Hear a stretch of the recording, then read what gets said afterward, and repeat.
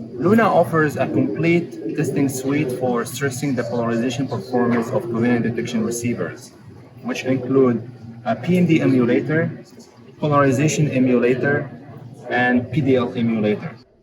For PMD, we have two options. We have PMD 1000, which can emulate first and second order PMD, and also we have DGD 1000, which can only emulate first order PMD. In this demo, we're showing a laser centered at 1550 that goes through the PMD emulator. The PMD emulator uses this PolarView software, which can control the PMD and generate any value up to 180 picosecond.